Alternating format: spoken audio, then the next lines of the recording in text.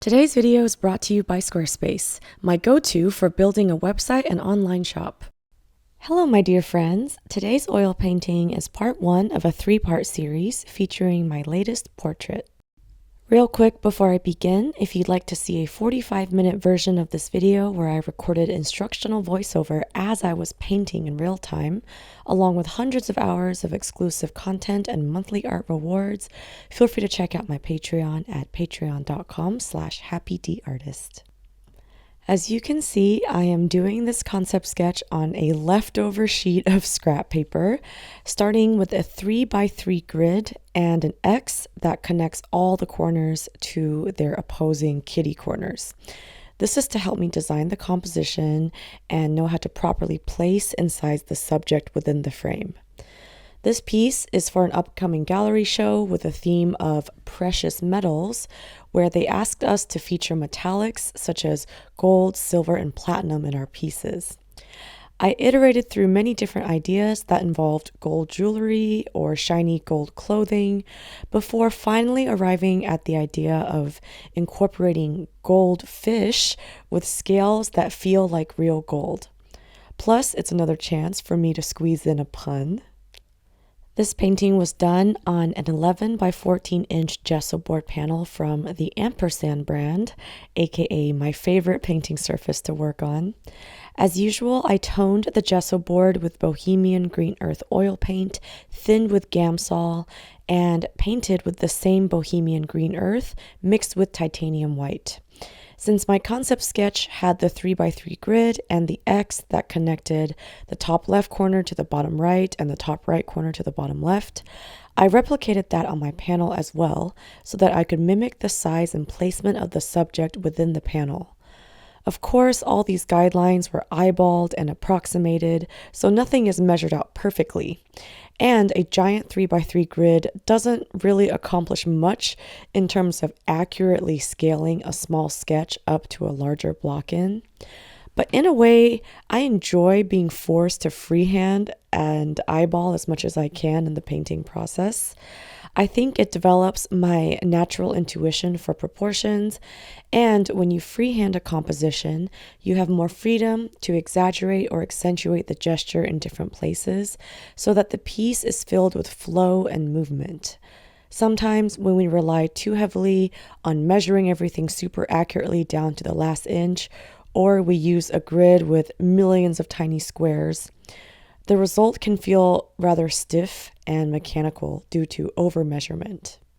During the block-in process, I've also developed an affinity for sketching with thinned paint and a flat brush instead of opting for a drawing transfer. This is because the brush lines are thicker than pencil, and when used in a light application, the thicker, hazier lines can help me better visually approximate how everything looks without committing to a dark, solid line like in a drawing. I've always loved taking the leap of faith to put down any brushstrokes earlier on, even if they're wrong, so that I have enough information to make decisions on where to go next. For example, I had initially placed the face too far to the right, so I know the next step is to move it more to the left. Once I move it to the left, the piece is now one step closer to being complete because I've solved one major problem. In making mistakes first, then developing a plan on how to fix it, then executing the steps, we can arrive at the finish line way faster than if we deliberate and hesitate and overmeasure every mark. Sometimes it's better to just allow yourself to make the mistake first and be open to fixing it later. I always think of painting as a process of creating and then fixing millions of little mistakes before a perfect finished piece naturally emerges. It's impossible to not make any mistakes and get every mark right on the first try, starting from the very first mark. So, we might as well just embrace the mistakes and realize that they're simply stepping stones to build upon instead of mistakes or hazards that need to be avoided completely. A crucial tip for sketching in the block-in with paint is to keep your lines faint and light. So you can do this by diluting your paint with Gamsol or just mix your darker paint with white paint to create a lighter value.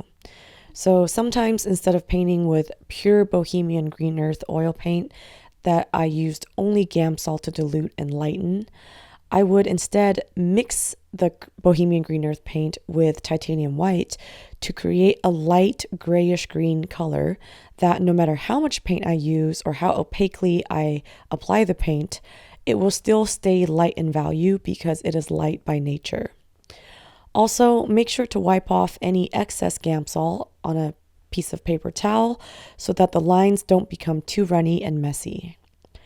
I will sometimes also mix the paint with my medium, which is comprised of linseed oil and oleoresin gel, because medium is less runny and won't erase the bottom layer of paint the way that Gamsol does. Overall, it's okay if you disturb the tone of your panel when making your paint marks. We're not trying to preserve the smooth, even tone of the panel, and we don't need to erase every messy, faint planning line because eventually this will all be covered up anyway. So sometimes I just use a dry paper towel to wipe away old messy paint, and I make sure to use faint lines from my earliest marks where I make the most mistakes. And then I use a darker line when I fix the mistake and finalize where I want everything to be. So the more confident I am, the darker I make the lines. This way, even if there are a bunch of faint, messy lines everywhere, the darker lines will always stand out visually and give me an accurate idea of how everything is supposed to look because my eyes are only focused on the darker lines. And that about wraps up part 1 of this 3-part series. Even though I know this stage is not super glamorous, I hope these tips on sketching your block in with paint can be helpful, especially in starting your paintings. Thank you so much for watching, and stay tuned for part 2 coming up next month. And of course, you guessed it, my eternal never-ending sale is still going on in my shop, so if you'd like 20% off your order of prints and originals, just enter the code HOLIDAY at happyd-artist.com. And if you're interested in learning more about how to paint and draw, I have lots of art educational content on my Patreon page, including exclusive video tutorials, step-by-step photo tutorials, live streams, podcasts, and even surprise art gift boxes. All available at patreon.com/happydartist. I'd love to have you join my Patreon family. A big thank you to Squarespace for sponsoring this video and supporting the art community. Squarespace is the best platform to create a professional website and online shop. Their beautifully designed templates are easy to use for beginners and look great on both desktop and mobile. I've sold my art through Squarespace for almost 10 years, and I can attest to the quality of their online commerce features, whether you want to sell digital or physical items. They also provide useful analytics that help you make the most of your online business. Head to squarespace.com for a free trial, and when you're ready to launch, go to squarespace.com/happydartist to save 10% off your first purchase of a website or domain. Also, if you want to check out more artworks, works in progress, and just random daily artist adventures, feel free to check out my Instagram, and you can follow me at the handle @happydartist.